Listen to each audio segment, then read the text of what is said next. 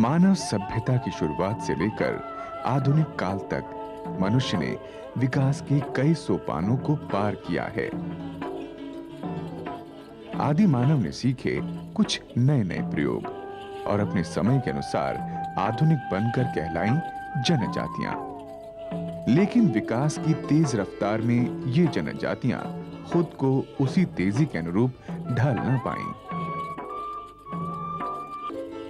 यूं तो भारत के लगभग सभी राज्यों में अनेक जनजातियां बसती हैं, लेकिन मध्य प्रदेश में जनजातियों की तादाद काफी अधिक है। उन्हीं में से एक जनजाति है बैगा जनजाति।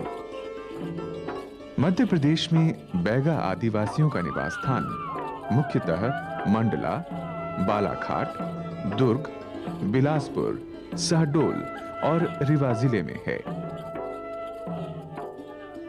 बैगा आदिवासियों की उत्पत्ति मूल रूप से द्रविड़ जाति से हुई है। श्याम व ताम्रवर्ण, लंबे बाल, गठीला शरीर पर गोदने की छाप वाले इस जनजाति के लोग सदा प्रसन्नचित्त रहते हैं। बैगा जनजाति भारतीय संस्कृति की धरोहर के रूप में आज भी प्रसिद्ध है। बैगा जनजाति के 55% लोग कृषि एवं कृषि से संबंधित कार्यों में लगे हुए हैं। काफी लोग बांस के द्वारा घरेलू चीजें बनाने में संलग्न हैं। इस कार्य के अलावा जनजाति के लोग जंगलों से शहद और वनों से मिलने वाली चीजें एकत्रित करने का भी कार्य करते हैं। विशेष पिछड़ी जनजाति बैगाओं के चहुमुखी विकास हेतु जिला स्तर पर बैगा विकास अभिकरण का गठन किया गया। ये अभिकरण समुदाय मूलक कार्यक्रम के तहत पेयजल समस्या को हल करने के लिए तालाबों, कुओं, हैंडपंप आदि का निर्माण करवा रहा है। मध्य प्रदेश शासन ने इनके विकास के लिए ग्रामीण विकास की योजनाओं के साथ साथ एक बैगा विकास अभिकरण का गठन किया है, बैगा डेवलपमेंट अथॉरिटी, जो ऐसे गांव में विशेष रूप से कार्य करती है जहां पे बैगा बड़ी संख्या में रहते हैं या बैगा गांव हैं वो। इस अथॉरिटी के द्वारा उनके लिए अलग से उनके गांव में स्कूल, भवन या सड़कें या ड्रिंकिंग वाटर ये काम कराए जा रहे हैं, जिसमें इसी वर्ष हम लोगों ने लगभग 1.5 करोड़ रुपए उनके लिए खर्च किए हैं, उनके गांव के लिए। अपने परिवार मूलक कार्यक्रम के तहत कृषि भूमि समतलीकरण, इलाज की व्यवस्था और शिक्षा की व्यवस्था भी करवा रहा है, जिससे बैगा जनजाति के लोगों के कल्याण में सरकारी मशीनरी की रफ्तार तेज हुई है और इनकी भलाई के लिए नई नई योजनाएं कार्यान्वित की जा रही हैं, जिसका समुचित लाभ आम से आम बैगा जनजाति व्यक्तियों को मिल रहा है। ज्यादातर बांस, लकड़ी भट्टे, छप्पर, घास फूस और खपरेल से बनने वाले ये घर पहाड़ों की तलहटियों के बीच बने होते हैं। घरों में आज भी पुरानी तरह के चूल्हे देखे जा सकते हैं। जाहिर है इनका ईंधन होता है लकड़ी। बैगा जनजाति के लोगों के मुख्य पकवान हैं पेज, भांजी, रोटी काटा। कृषि से परिचय के बाद बैगा लोग भी खेती बाड़ी से जुड़े। बेशक यहाँ की जमीन अधिक उपजाऊ नहीं है, फिर भी यहाँ के लोग सरकार द्वारा भूमि समतलीकरण के प्रयासों में कंधे से कंधा मिलाकर अनेक प्रकार की फसलें उगा रहे हैं। अपने पुरखों के द्वारा सिखाई गई शिकार विधा को भी ये लोग भूले नहीं हैं। ये लोग आज भी यदा कदा जंगलों में आखेट करते हैं। दूध, ढुलाई, मांस और घर की रक्षा के लिए बैगा जनजाति के लोग पशुपालन भी करते हैं। पौष्टिक चारे के अभाव में ये दुधारू पशु सिर्फ स्थानीय रूप से वनों द्वारा उपलब्ध घास फूस पर ही निर्भर होते हैं, जिससे दुग्ध उत्पादन अपेक्षित मात्रा में नहीं हो पाता। लेकिन सरकार के प्रयासों से यहाँ उन्नत किस्म के पशु नस्ल व पौष्टिक चारे के प्रबंध से अब विकास संभव हुआ है। हमारे यहाँ योजना होती है चरी चारा विकास कार्यक्रम। उसमें हम लोग 100% अनुदान पर गांव में जाके जो फॉडर होते हैं, पशुओं का चारा होता है, खास किस्म की घास होती है जैसे बरसीम, लूसर, ये सब हम लोग वहाँ पे बीज बांटते हैं। विनिमय के आधार पे सुअर, उन्नत नस्ल के सुअर और बकरा वगैरह प्रदान करते हैं। बैकयार्ड योजना है जिसमें कि रंगीन चूजा देते हैं। रंगीन चूजा मतलब जिनकी जो अपीयरेंस है वो देसी चूजा जैसे दिखती है, वो लगभग हम लोग 15 दिन का हो जाता है, उसके बाद प्रदान करते हैं। वो भी यही 50 चूजे देते हैं। एक योजना चली है जिसको गौ सेवा की योजना कहते हैं।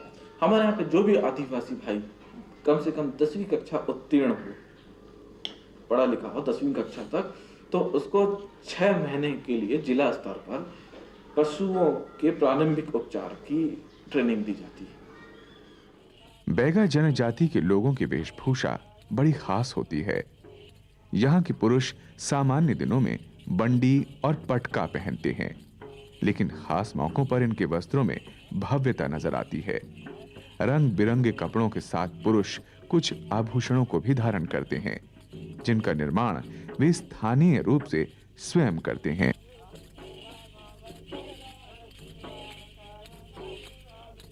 वहीं दूसरी ओर विश्व की किसी भी महिला की तरह बैगा जनजाति की महिलाएं भी स्वयं को ज्यादा से ज्यादा सुंदर बनाने की चेष्टा करती हैं। महिलाएं रोजमर्रा में लगूरा धोती पहनती हैं। महिलाएं गले में सुतिया, हवेल और मूंगों की माला, बाह में नागमोरी, कलाई में चूड़ा, पैर में पैरी धारण करती हैं। इन महिलाओं के सजने संवरने में एक स्थायी विशेषता बनती है इनकी गोदना करवाने की आदत। माथे, हाथ, पांव पर तरह तरह की आकृतियों का गोदना महिलाओं की सुंदरता बढ़ाते हैं।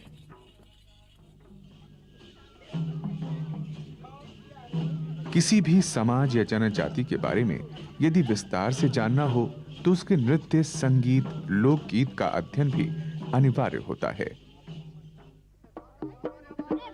इनके मुख्य गीत हैं कर्मा, ददरिया, झरपट आदि।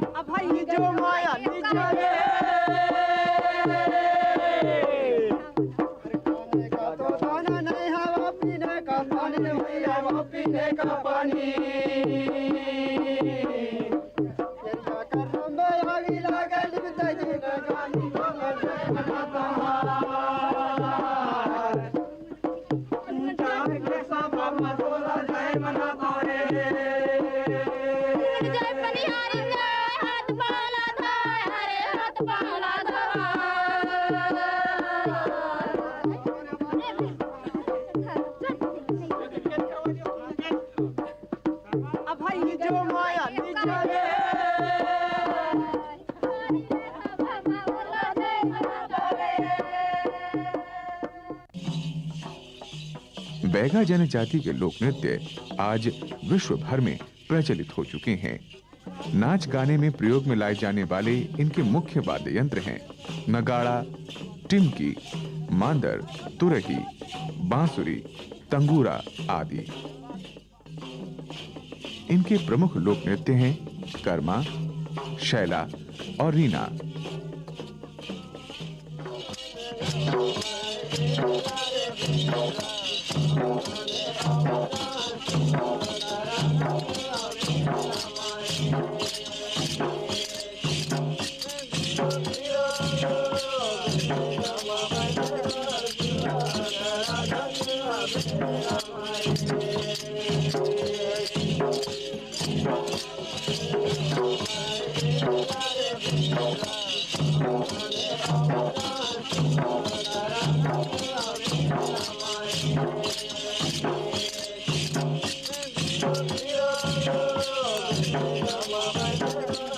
हर जनजाति के लिए, क्या यूं कहें, हर समाज के लिए कुछ संस्कार बेहद महत्वपूर्ण होते हैं, जिनमें प्रमुख हैं जन्म, विवाह और मृत्यु।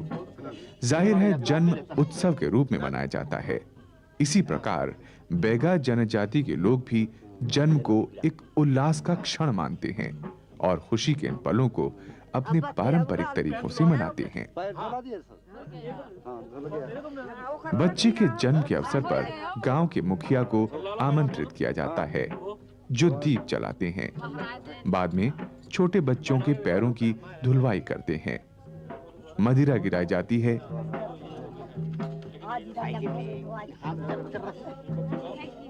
बच्चे को माला पहनाई जाती है। अपनी हैसियत के अनुसार लोग बच्चे पर पैसे व उपहार न्यौछावर करते हैं।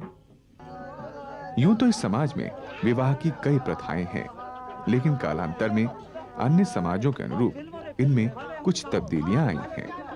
पहले किसी जमाने में लड़की लड़के के घर बारात ले जाया करती थी। वधू, जिसे स्थानीय भाषा में टुरी कहते हैं, वर को टुरा कहा जाता है। इस विवाह के अंतर्गत लड़के का पिता लड़की के मामा के घर विवाह प्रस्ताव लेकर जाता है।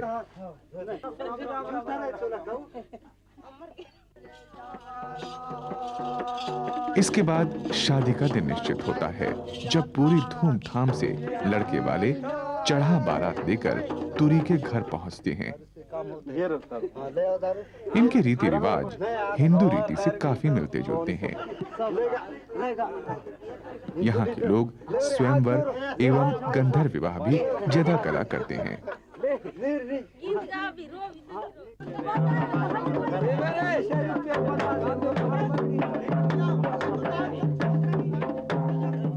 चीजों और घर का राशन वगैरह खरीदने के लिए बैगा लोग हाट बाजार जाते हैं।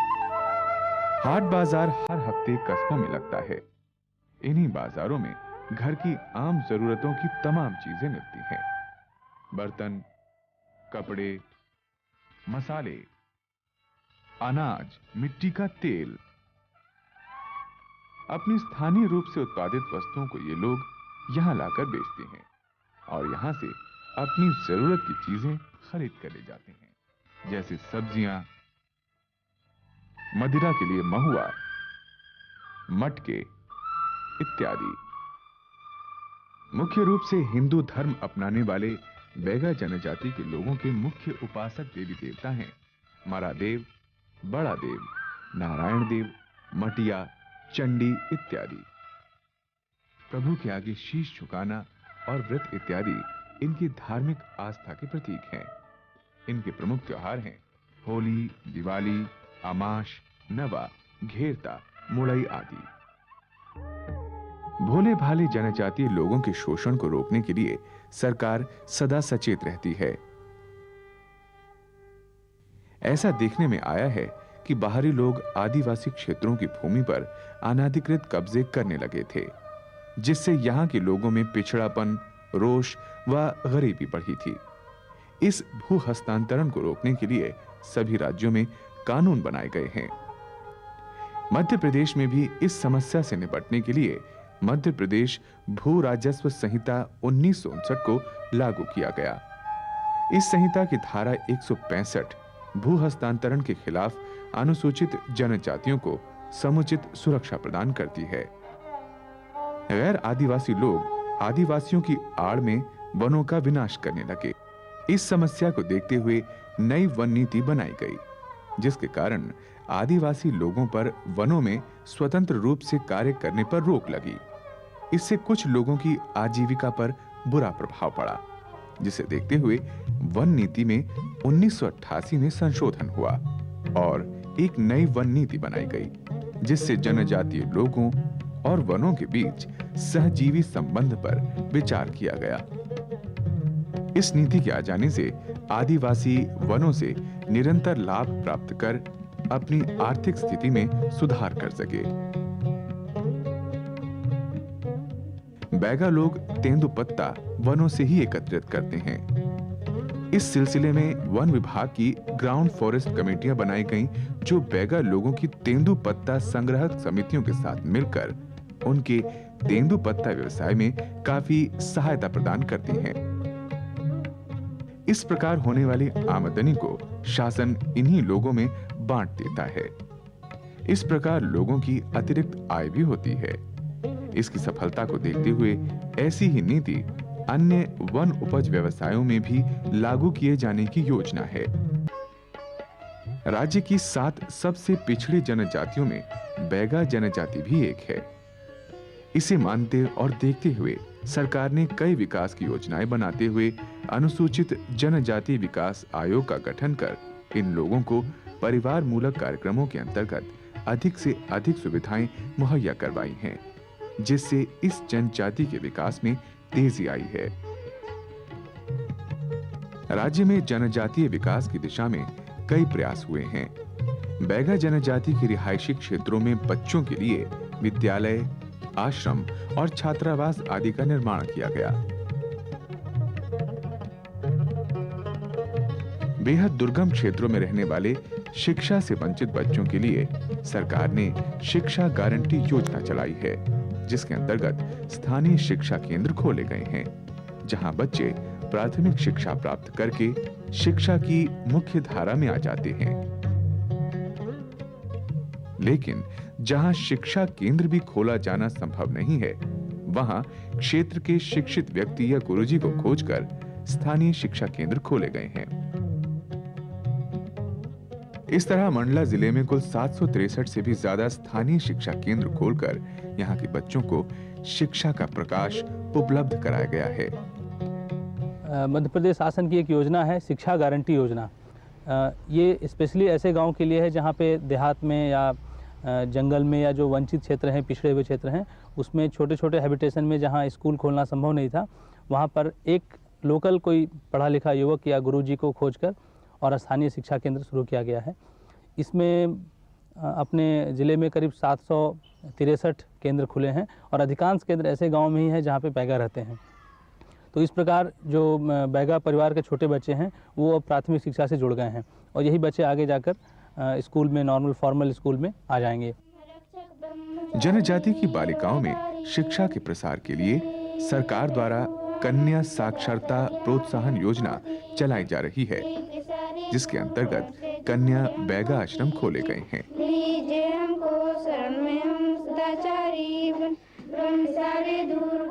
यहाँ पर कन्याओं को उन्हीं आश्रमों में रखकर उन्हें उत्तम रहन सहन की सुविधा देते हुए अच्छी शिक्षा प्रदान की जाती है।